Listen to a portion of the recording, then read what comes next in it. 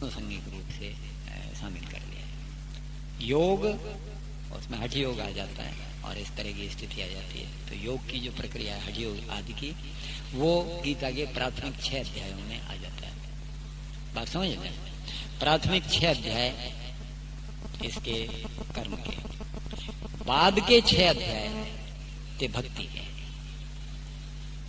समझ लें, देख लें, ढूंढ लें। 12वां अध्याय जो है वो भक्ति की पराकाष्ठा है। 12वें अध्याय में वही जो श्लोक में बताया गया अनवेक्षक, वो 13वें श्लोक से 19वें श्लोक तक 7 श्लोक हैं। उनमें जो भक्ति की चरम स्थिति लगभग अनुभव करता है, कुछ होता है, अर्थात ज्ञानोत्तर भक्ति, वो ज्ञानोत्तर भक्ति की स्थिति जिसके जीवन में दिखाई पड़ती है, उसके वे 7 श्लोक 6 श्लोक जो हैं वो लक्षण है। तो उसका स्पष्टीकरण गीता के दूसरे 6 अध्याय 7वें से लेकर 12वें तक वो भक्ति के प्रतिपादन के हैं, और बाकी जो आखिरी 6 अध्याय हैं वो शुद्ध ज्ञान के प्रतिपादन के अध्याय हैं।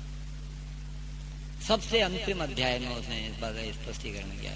उसने कहा सर्वधर्मान परित्यज्य मामेकं शरणं व्रज, सर्वधर्मानि परित्यज्य मामेकं शरणं व्रज, अहम त्वा सर्व पापेभ्यो मोक्षयिष्यामि मा शुचि।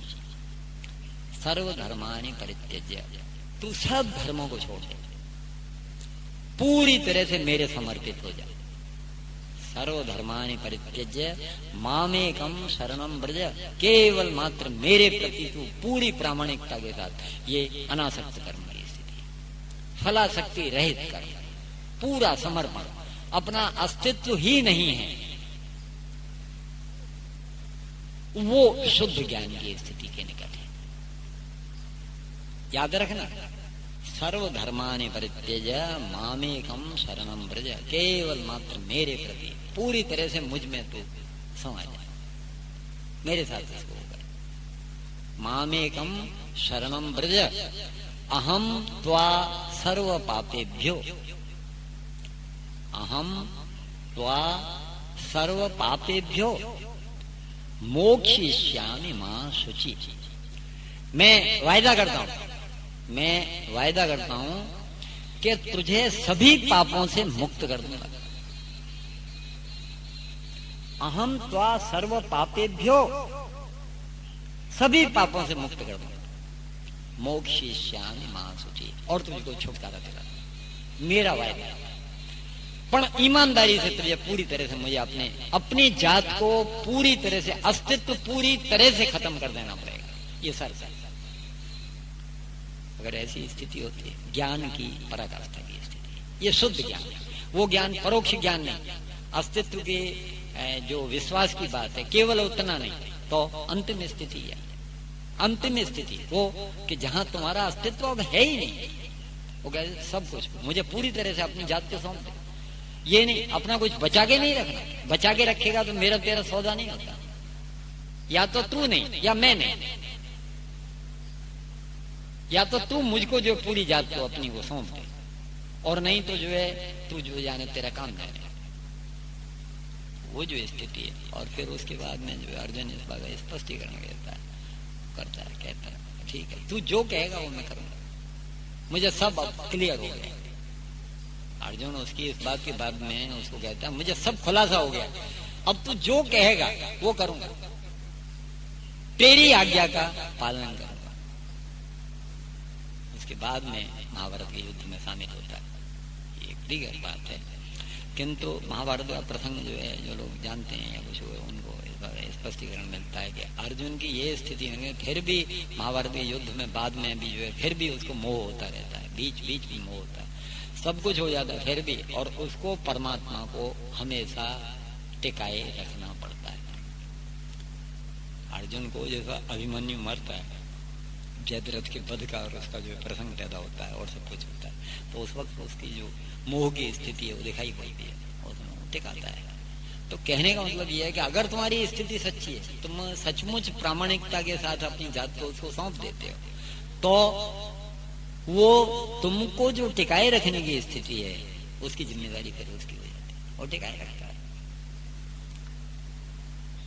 हर एक साधक की ये जो उपाय की बात है, भक्ति, कर्म, ज्ञान, तीन गुणात्मक स्थिति जुड़ी हुई स्थिति। इसमें कर्म पहले, भक्ति बाद में, ज्ञान उसके बाद में।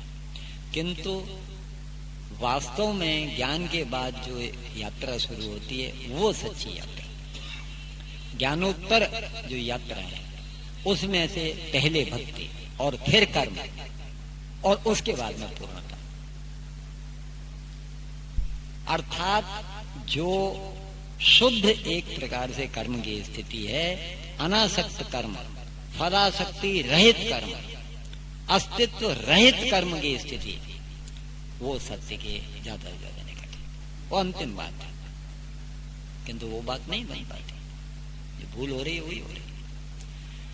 उपाय की बात में ये बात स्पष्ट हो जाती है कि गुणात्मक स्थिति के अनुसार प्रारंभिक कक्षा का साधक है कि अथवा परोक्ष ज्ञान की स्थिति तक पहुंच गया है, उसके बाद में ज्ञानोत्तर स्थिति को जो पसार कर रहा है, ये साधक को सतत ढूंढते रहना पड़ेगा और उसको साधक को अपनी स्थिति का कुछ न कुछ खोज करके जायजा ले लेना पड़ेगा। अगर वो खोज करके जायजा ले लेता है, सही स्थिति पकड़ लेता है या ऐसा कुछ होता है, तो उसको बात बनती है। नहीं बहुत सी बार खोज सच्ची होती है, वैसा होता है तो परमात्मा की कृपा भी उसकी मदद करती है, ये अनुभव से देखा। और भगवान की कृपा कहीं वो उलझता है तो उसको वहां से बचा करके निकाल देती है, उसको सही दिशा दिलवा देती है। तू कहाँ भूल कर रहा है उसका भी उसको खुलासा कर देती है। किंतु खोज सच्ची होती है तो अर्थार्थी की स्थिति में ऐसा नहीं होता। अर्थार्थी की स्थिति में तो जैसा करोगे वैसा भरोगे। अर्थार्थी की स्थिति में, अर्थ की स्थिति में सामान्यतः ऐसा नहीं होता। किंतु बाद में जब जिज्ञासा की स्थिति हो जाती है, सचमुच जो है परोक्ष ज्ञान हो जाता है। परोक्ष ज्ञान के आधार पर जब जिज्ञासा पैदा होती है, सचमुच वस्तु को जानने की जो है वो सब तालाबेली रखती है, तब उसको वस्तु पता लगता है। तो ये विकास की स्थिति है। विकास की स्थिति के साथ उपाय जुड़ा हुआ है।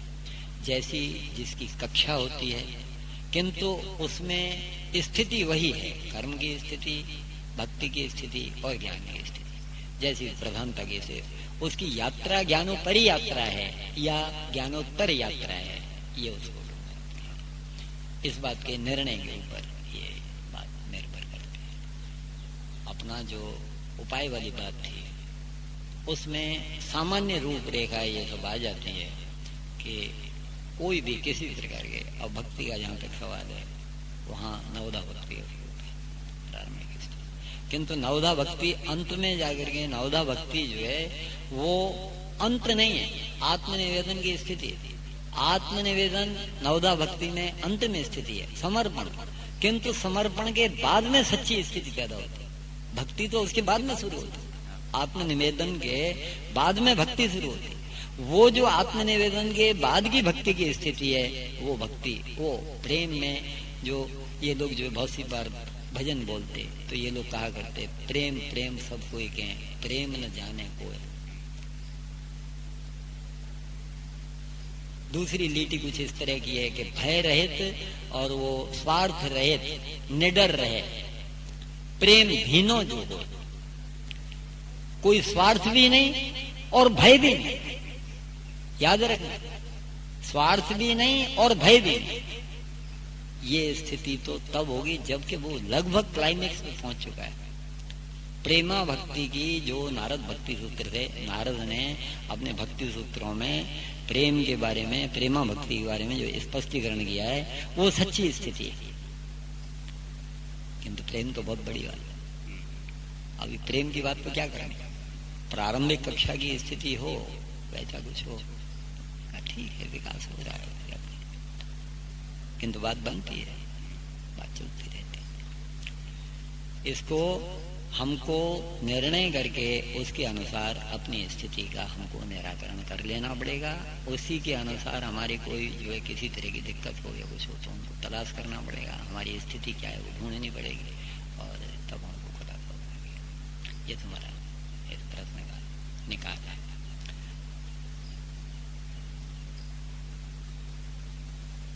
कितना टाइम क्या हुआ है पहले ये बताओ।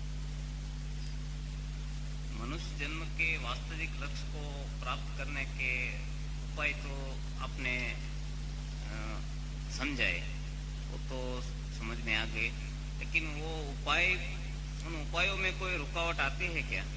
हाँ बराबर बात। तो जो रुकावटें, क्या क्या रुकावट आ सकती है और उसको सॉल्व करने के लिए क्या क्या करना चाहिए? हाँ बराबर है। और ये बात महत्वपूर्ण है। इसमें जो खास महत्व की बात है वो ये है कि जहाँ हम लोगों ने उपाय के विषय में विचार किया था उसमें इस बारे में कुछ इशारा तो आ भी गया है।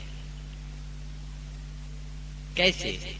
ऐसे कि ये जो रुकावट वाला मामला है वो रुकावट मामला उसकी स्थिति के साथ जुड़ा हुआ है। साधक की जो कक्षा है, साधक की जो स्थिति है उसके साथ रुकावट जुड़ी हुई है। प्राथमिक जो है कर्म की स्थिति वाला आदमी हो तो उसको तो कोई खास समझण ही नहीं, उसको खास समझण ही नहीं, तो उसको तो अभी समझण के लिए ही प्रयत्न करना पड़ेगा। प्राथमिक कक्षा की स्थिति वाला है और अभी वो कर्म की ओर जो आगे बढ़ रहा है, अभी उसको थोड़ी फिक्र हो गई, मुझे अपनी बीवी के लिए करना चाहिए, बच्चों के लिए करना चाहिए, इसके लिए करना चाहिए, उसके लिए करना चाहिए। ये जो वो करने लगा है, थोड़ा बहुत उसने शुरू किया है, तो उसको ये प्रश्न करना पड़ेगा अपने आप से कि भाई मुझे जो बीवी के लिए क्यों करना चाहिए, मुझे अपने बच्चों के लिए क्यों करना चाहिए, मुझे जो है इस तरह का ऐसा जो क्यों करना चाहिए, मान सम्मान के लिए क्यों करना चाहिए। ऐसा प्रश्न पैदा हो उसको तो वो खोज करेगा। उसके लिए यही रुकावट है, प्रश्न का पैदा न होना। उसको अभी प्रश्न पैदा ही नहीं हुआ, उसको बस ठीक है यार बीबी है, बच्चा है, हो गया, अभी इनके लिए कुछ करना पड़ेगा। मगर क्यों करना पड़ेगा ये सवाल ही पैदा नहीं। क्यों वाली बात पैदा हो तो वो आगे बढ़ेगा। ये बात समझ में आती है? तो इस तरह के ऐसे जो मामले हैं, जिस तरह की उसकी कक्षा है साधक की, साधक की जो भी कक्षा है, कर्म की प्रारंभिक स्थिति की कक्षा हो अथवा जो अंधश्रद्धा की भक्ति है, अर्थार्थी की स्थिति है, उसकी कक्षा हो अथवा दूसरी, उन सब का जैसे जैसे तुम विवेचन करते जाओगे, पहला जो प्रश्न गया है उसके ऊपर ध्यान दोगे तो ऑब्स्टेकल का तुमको तुरंत पता लग जाएगा। ऑब्स्टेकल जो है वही है, अगर जो है प्रारंभिक कर्म की स्थिति से और आगे बढ़ गया है और एक प्रकार की अर्थार्थी की स्थिति बन करके वो परमात्मा से जुड़ा है, स्वार्थ लेकर के जुड़ा है, मेरा ये काम हो जाए, तो जो है गौतम दादा का मैं जो है लघु रुद्र कराऊंगा, ऐसा श्रीफल चढ़ाऊंगा, ऐसा करूंगा। ये जो अंधश्रद्धा की स्थिति है, अर्थार्थी वाली स्थिति है, ये वो आगे बढ़ा है, उसकी वो कक्षा बनी। मगर यहाँ भी ऑब्स्टेकल है, प्रत्येक कदम पे ऑब्स्टेकल है। चाहे कर्म की स्थिति बनी हो, ज्ञानोपरि कर्म की, ज्ञानोपरि भक्ति की, तुम्हारे जो परोक्ष ज्ञान है उसकी, तो दरेक के ऑब्स्टेकल अलग अलग है। इसमें अर्थार्थी होना ऑब्स्टेकल है। जो ज्ञानोपरि भक्ति की स्थिति है उसमें उसका स्वार्थ पड़ता है, स्वार्थ की स्थिति है, तो स्वार्थ की स्थिति में परमात्मा से कहाँ जुड़ान हो सकता है, कहाँ माथामारी करते हो। तो किसी न किसी तरह से उसको इस बात की समझण आनी जरूरी है कि ये स्वार्थ वाला मामला ही घोटाला है।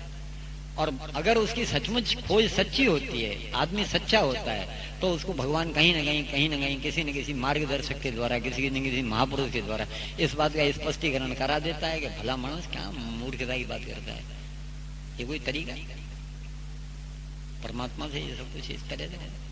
अरे एक परमात्मा ही सत्ता ही सब, और कुछ है ही नहीं। फिर कैसा दुख और कैसा सुख, कैसी अनुकूलता और कैसी प्रतिकूलता, कहाँ उपाधि में पड़ा है। इन बातों के लिए सब क्या तू कहता है कि वो श्रीफल चढ़ाऊंगा, कि लघु रुद्र करूंगा, फलाना करूंगा, हम करूंगा, धम करूंगा, इसका सवाल ही नहीं।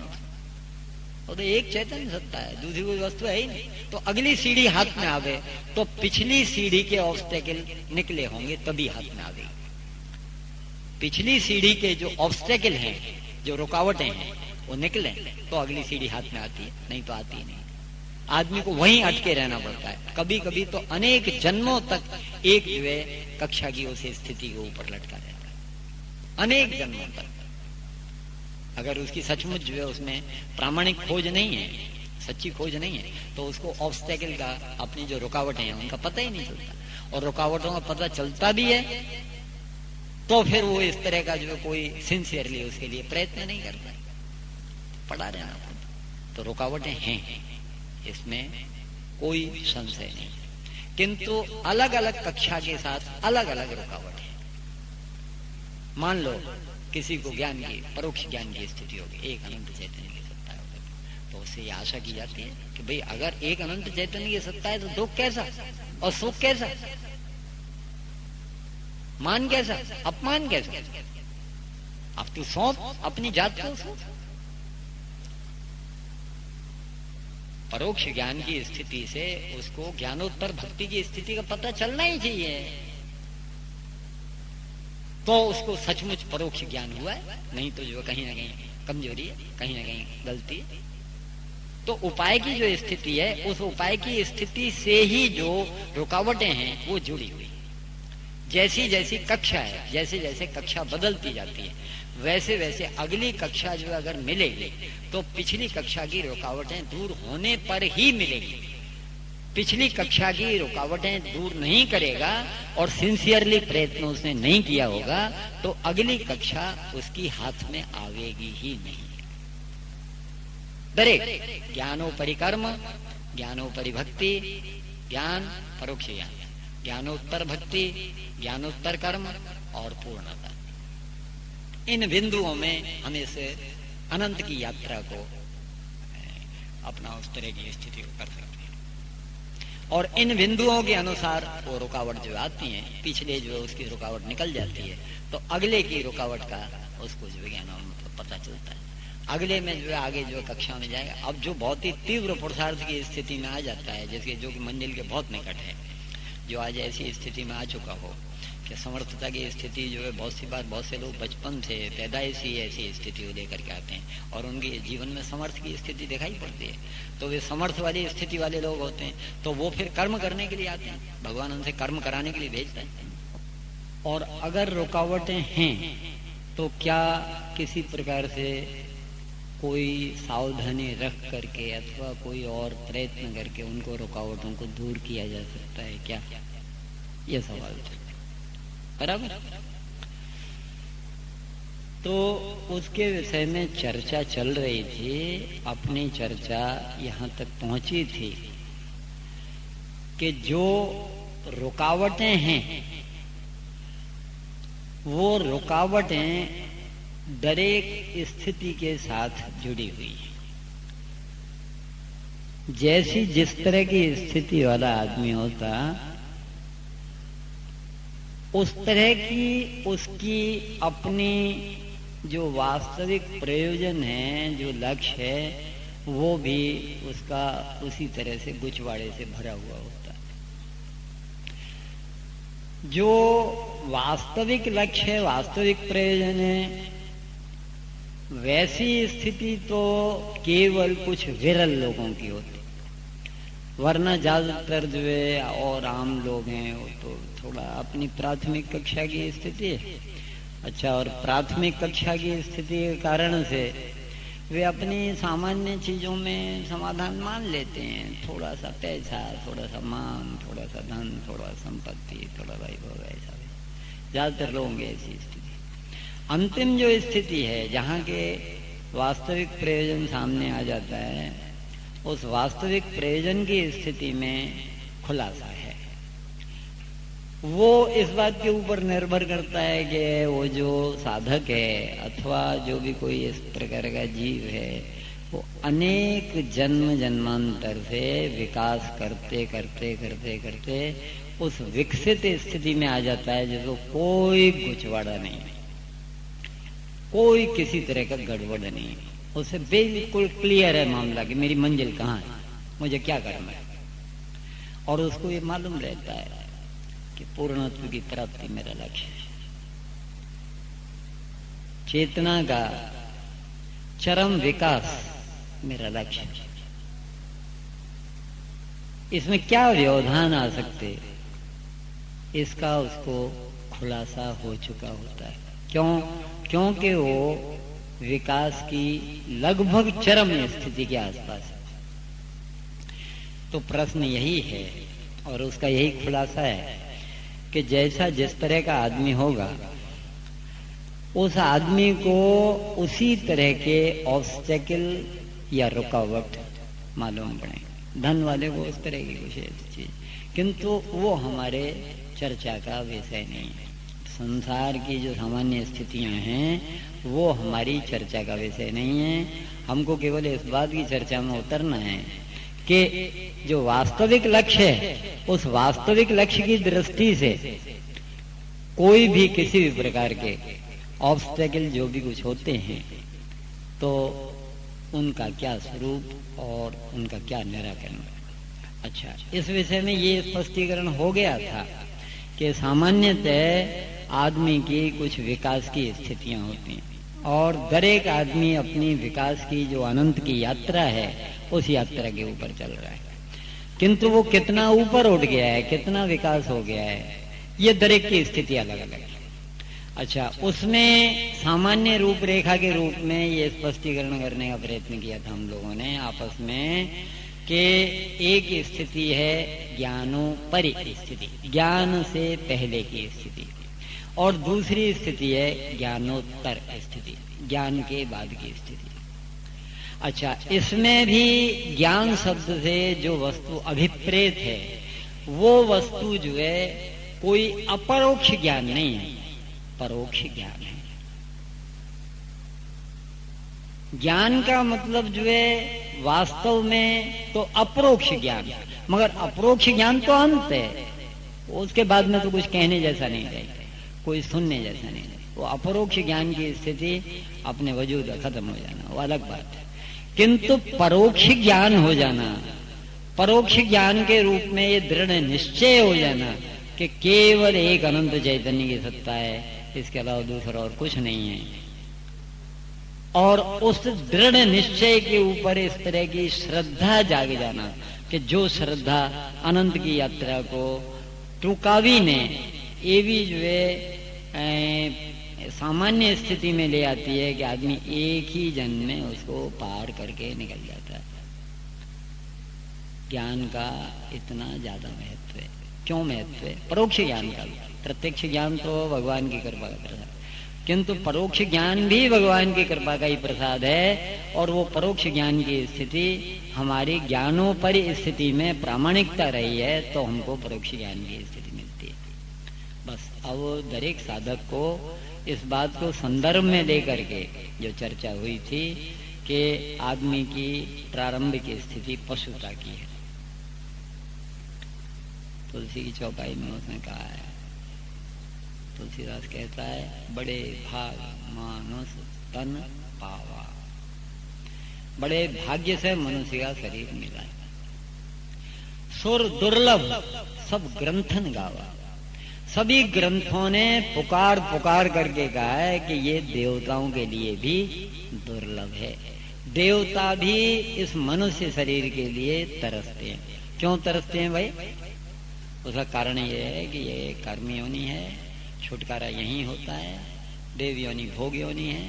भले ही अबाध भोगों की स्थिति रहती हो, भले ही लंबे टाइम तक जो है तुमको अपने पुण्य के कारण से, सत्कर्म के परिणाम के कारण से देव योनि के 50-40 हजार वर्ष मिल जाते हों, तो भी उसकी कोई कीमत नहीं है, क्योंकि एक न एक दिन वहां से धक्का खा के फिर यहीं की यहीं पृथ्वी के ऊपर आना पड़ता। तो वो जो प्रेत योनि की तुम बात कर रहे हो, वो प्रेत योनि क्या है, कैसा है, किस तरह का है, तो वो चीजें हैं खरी, मैं इसके लिए ना नहीं करता, उनका वजूद नहीं है, मैं ऐसा नहीं कहता, मगर मेरा कहने का मतलब यह है कि जिस रास्ते हमें जाना नहीं उस रास्ते के कोस गिनने से कोई फायदा नहीं। मतलब कहने क्या है, वो है तो अपनी जगह पे पड़ा रहे, क्या है इसमें माथामारी करने की जरूरत नहीं। हमें हमारी स्थिति इतनी ज्यादा बलवत्तर कर लेनी पड़ेगी कि दूसरा कभी इसके मामले में सोच ही न सके कि हमें छेड़ाछाड़ी करनी। अगर ऐसी स्थिति हो जाए तो कोई दिक्कत नहीं होती। सभी देश वाले, सभी और जो है सभी तरह की स्थिति वाले लोग और सब जो है शांत होकर बैठे रहते हैं। तुम भले ही जो है लड़ाई के मैदान में बहादुर साबित हो, मगर जो है टोपी के मामले में मेरा ऐसा अनुभव है कि बहुत ही बहुत बिगड़ी हुई स्थिति जी, भैया। प्रेत और पितृ हाँ, दोनों में क्या अंतर? क्या क्या बोला? प्रेत हाँ और पितृ हाँ दोनों में हाँ। स्थिति में क्या? देखो, पितृ जो है वो देव योनि में से, यानी कि उनको देव माना जाता है। देव योनि में से 8 देव योनि है। उस 8 देव योनि में से पितृ योनि एक देव योनि है। वो 8 देव योनि। हाँ, जैसे यक्ष, गंधर्व, किन्नर, पितृ और इस तरह से जो है ये मित्रावसु और ये ऐसा करके ये 8 देव योनि है। तो वो जो देव योनि है, उन देव योनियों में से 8 में से पितृ योनि भी एक देव योनि है। मगर वो जो पितृ देव योनि में चला जाता है वो कोई जेवी तेवी स्थिति पर हो तो नहीं। बात समझ आ रही है ना? वो कोई किसी प्रकार की अतृप्ति या ऐसी वैसी स्थिति के लिए नहीं, वो तो अपने सत्कर्म के और अच्छे परिणाम के कारण से वो पितृलोक में जो जाता है। याद रखना, पितृलोक है बिल्कुल अलग, पितृ योनि है। किंतु प्रेत योनि ये कोई लोक नहीं है, केवल मात्र पृथ्वी के ऊपर का जो अंतरिक्ष है, उस अंतरिक्ष पृथ्वी का जो तल है, उस तल से मामूली 100-200 वार ऊपर का जो अंतरिक्ष का हिस्सा है, उसमें ये धक्का खाते रहते हैं। तो प्रेत अतृप्ति के आधार पे उसका अस्तित्व है। तो प्रेत जो- योनि का अस्तित्व जो है अतृप्ति के आधार पे है। तो जो तृप्त है हाँ। वो पितृ और जो अतृप्त है वो प्रेत। प्रेत अतृप्ति के आधार पे। और एक बात और भी है, वो क्या है कि असल में जो वास्तविक स्थिति है वो इस तरह की स्थिति है कि कोई भी आदमी शरीर छोड़े तो नया जीवन उसको मिलने में सामान्य कुछ टाइम से लेके, इसमें कुछ टाइम लग सकता है, महीना 15 दिन भी लग सकता है, 4-6 महीने भी लग सकते हैं, और कुछ टाइम से लेकर के 10 वर्ष तक का टाइम लग जाता है। ऐसी सामान्य जो है शास्त्र की स्पष्टीकरण की स्थिति है। बात समझ में आ रही है कि सामान्य टाइम से लेकर के लगभग 10 वर्ष तक का टाइम लग जाता है। और प्रेत जो है वो योनि बहुत ही अतृप्त और बहुत ही निम्न कक्षा की और बहुत ही उस तरह की स्थिति लेकर के जो होता है उसको प्रेत योनि में जाना पड़ता है। जिसके कर्म की स्थिति बहुत ही निकृष्ट होती है उसको प्रेत योनि में जाना। एक तरफ अतृप्ति और दूसरी ओर कर्म की बहुत ज्यादा निकृष्ट स्थिति। तो ये धार्मिक क्रियाकांड करने से हाँ, ये प्रेत योनि का हाँ, प्रेत योनि का उद्धार हो जाता है। ऐसा कर्म कांड के लोग जो उत्तर मीमांसा है वो वेदांत, और पूर्व मीमांसा जो है वो कर्म कांड। तो पूर्व मीमांसा जो शास्त्र है वो इस विषय में स्पष्टीकरण करता है। पूर्व मीमांसा में प्रेत योनि को दूर करने का कर्मकांड के द्वारा इस तरह का विधान भी है। तो वे इस बात को मानते हैं। अब इसमें कहाँ तक सही है कहाँ तक गलत है ये तो जो भुक्तभोगी हो वही जान सकता है। केवल मात्र शास्त्र सम्मत जो चर्चा है उसको अगर लेना है तो हम चर्चा कितनी भी कर सकते हैं, किंतु जब तक मुझे खुद इस बात का अनुभव नहीं हो, मैंने किसी का उद्धार होते हुए नहीं देखा हो, तब तक मेरी बात अधूरी है। ये बात समझ में आती है ना? बहुत सी बार ऐसा होता है कि लोग बाग श्रीमद् भागवत की कथा बैठाते हैं और श्रीमद् भागवत की कथा से ये कहा जाता है कि प्रेत योनि खत्म हो जाती है। अच्छा, प्रेत योनि के लिए वे श्रीमद् भागवत की कथा में बहुत सी